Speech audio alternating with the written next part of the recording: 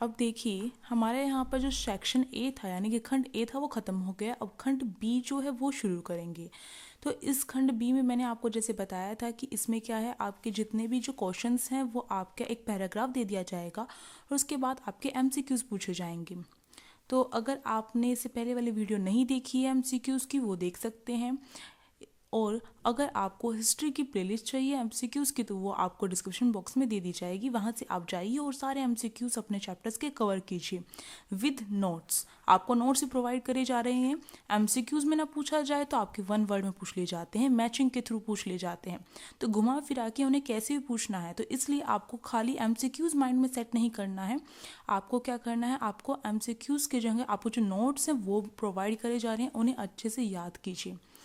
अब देखिए हमारे सामने 17 क्वेश्चन है और 17 क्वेश्चन में दे रखा है प्रयाग प्रशस्ति के निम्नलिखित अंश को ध्यान से पढ़े और तीनों प्रश्नों के उत्तर दे। जैसे कि मैंने आपको बताया था जो सेक्शन बी है उसमें क्या है, 4 जो ऑप्शन है आपको दिए जाएंगे, 4 क्वेश्चन दिए जाएंगे, उसमें से कोई भी 3 करने हैं। तो एग्जाम में आप 3 कीजिएगा पर मैं यहाँ पर आपको चारों के चारों करवाऊंगी, क्या पता कौन सा आ जाए।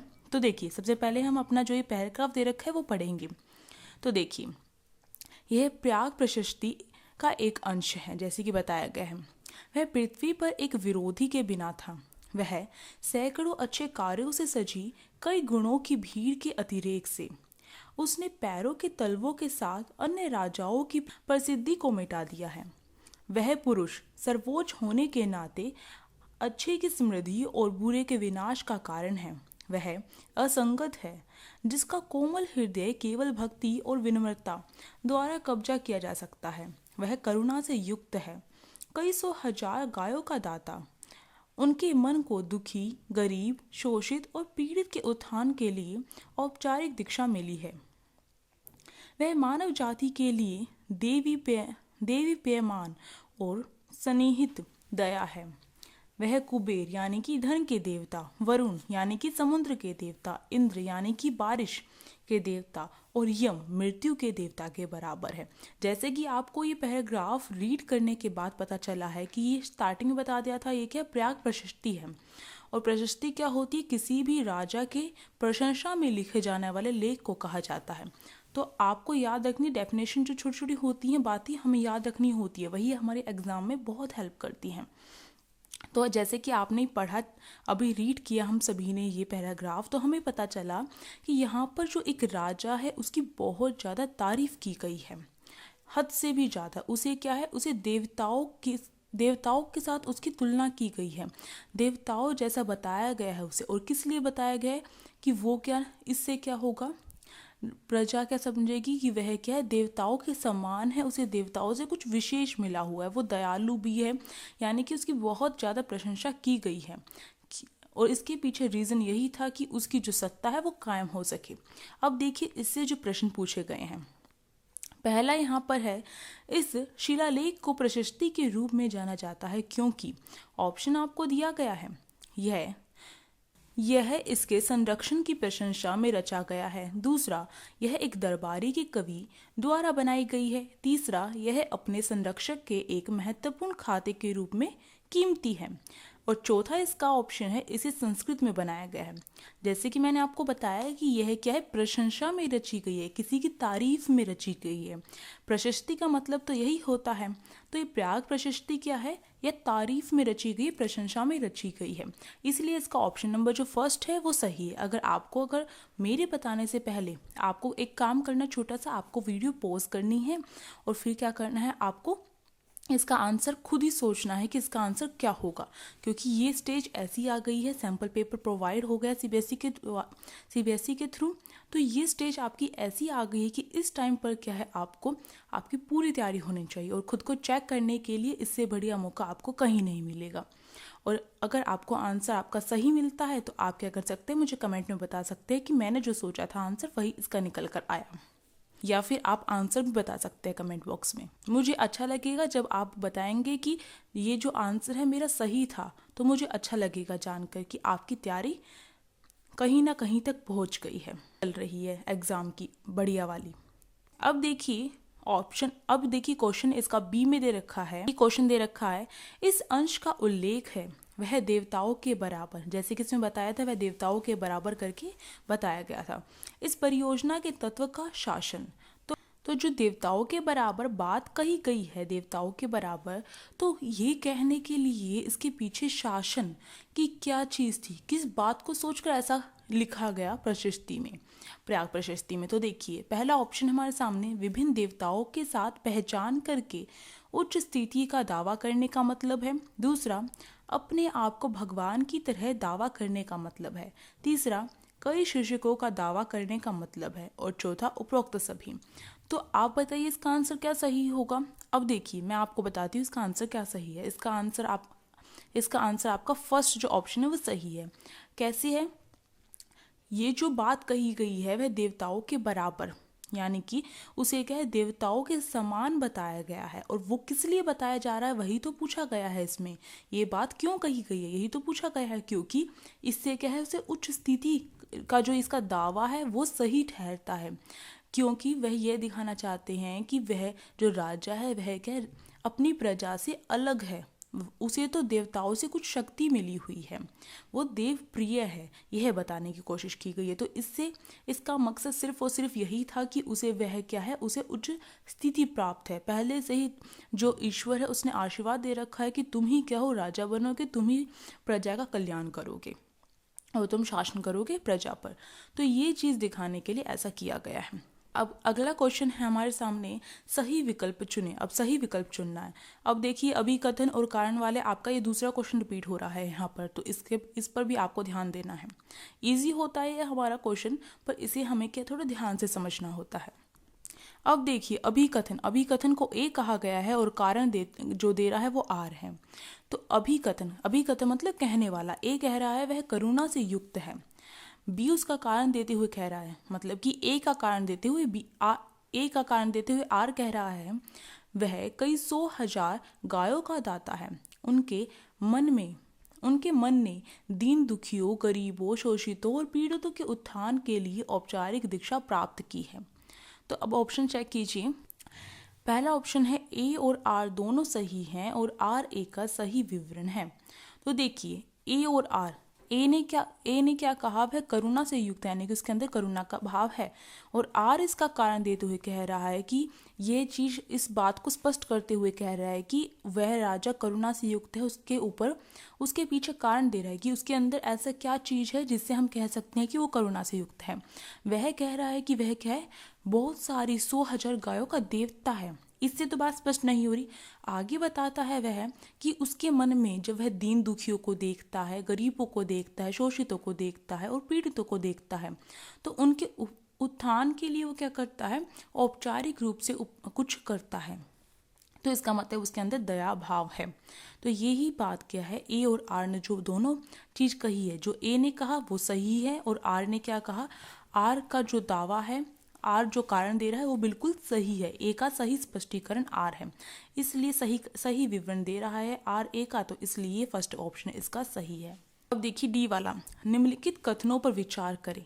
यहाँ पर हमें 2 कथन दिए गए हैं, पहले हम एक एक करके पढ़ेंगे और फिर उसके बाद ऑप्शन देखेंगे। तो पहला देखिए, पहला कथन, शासकों के इतिहास को साहित्य, सिक्कों और शिलालेखों से पुनर्निर्मित किया गया है, ऐसे अंश में प्रशस्तियां भी शामिल हैं। तो शासकों को, जो शासक है, जो राजा महाराजा हैं, उनका क्या किया गया है, हम जब जो इतिहासकार है वो क्या करते हैं, जब वह इतिहास उठाते हैं, इतिहास की खोज करते हैं, तो उस समय जो सिक्के होते हैं, जो साहित्य होते हैं वो बहुत काम आते हैं, जो शिलालेख होते हैं वो भी बहुत काम आते हैं इतिहास का पुनर्निर्माण करने के लिए। पुनर्निर्माण का मतलब है दोबारा से इतिहास रचना, जो बीत गई बात है उसे दोबारा से हमारे सामने प्रकट करना, यही तो इतिहास का काम है। तो जो इतिहास रचने में सारी चीज़ें काम आती हैं, ये स्रोत के तौर पर हमने सबने पढ़ा है। अब ये क्या कह रहे हैं, ऐसे ही अंश में क्या है, प्रशस्तियां भी शामिल हैं। अब इसका रीज़न क्या है, जो ये बात कह रहे हैं सही कह रहे हैं या नहीं कह रहे हैं। अगर इस बात को अगर मैं सही कहूँ तो इसके पीछे मुझे कोई ना कोई कारण देना पड़ेगा, और इसका कारण ये है कि ये प्रशस्तियां भी क्यों शामिल हैं, क्योंकि प्रशस्तियों से क्या हो रहा है, जो प्रशस्तियाँ जो तारीफ में लिखी जाती थी, केवल तारीफ नहीं समझते हैं इतिहासकार। जो भी, जैसे कि अभी हमने ऊपर प्रशस्ति पढ़ी उस शासक की, तो उसे जो इतिहासकार है वो केवल तारीफ नहीं समझ रहे हैं, उसकी प्रशंसा नहीं समझ रहे हैं। उस समय का जो माहौल था, राजा को किससे किससे उसकी तुलना की जाती थी, उन सारी चीज़ों को देखते हैं इतिहासकार। उसी के आधार पर क्या करते हैं, वो इतिहास की रचना करते हैं। तो उस समय के बारे में जानने के लिए जो प्रशस्तियाँ हैं वो भी बहुत ज़्यादा कारगर सिद्ध हुई हैं। तो ये वाली बात तो सही कही गई है। अब नेक्स्ट वाली बात देखते हैं। नेक्स्ट ख देखिए, जबकि इतिहासकार अक्सर इस तरह की रचना से तथ्यात्मक जानकारी खींचने का प्रयास करते हैं।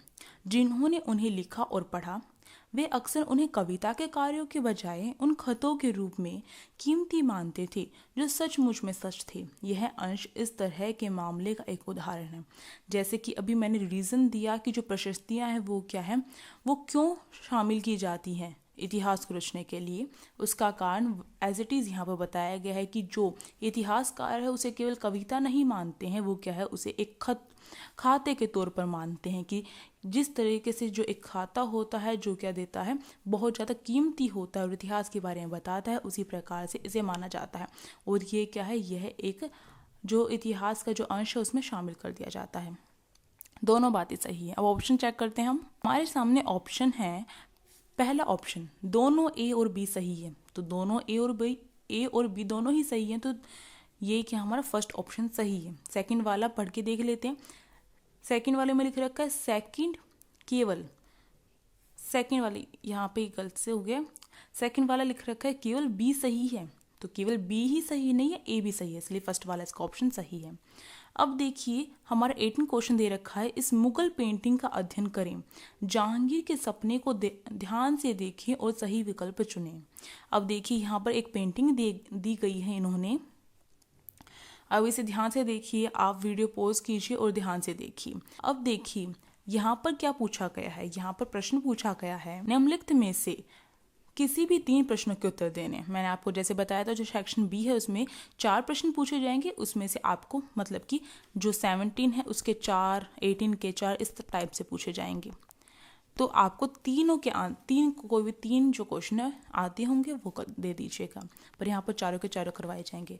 तो इसका ए वाला पार्ट में क्वेश्चन पूछा गया है, इस मुगल पेंटिंग को जहांगीर के सपने का नाम दिया गया है क्योंकि, जैसे कि क्वेश्चन में भी कहा गया है कि ये जहांगीर के सपना है, तो क्यों है ये जहांगीर का सपना, यही प्रश्न इन्होंने यहाँ पर उठा दिया। तो ऑप्शन देखिए, यह पहला ऑप्शन हमारे सामने है, यह 2 शासकों जहांगीर और सफवीर शाह अब्बास को एक मित्रतापूर्ण आलिंगन में दिखाता है जो जहांगीर की इच्छा थी। दूसरा, इसने एक दृश्य की प्रामाणिकता का एहसास दिलाया जो काल्पनिक था, जैसे कि 2 शासकों से कभी नहीं मिल सकते, ये लिखा होगा यहाँ पर।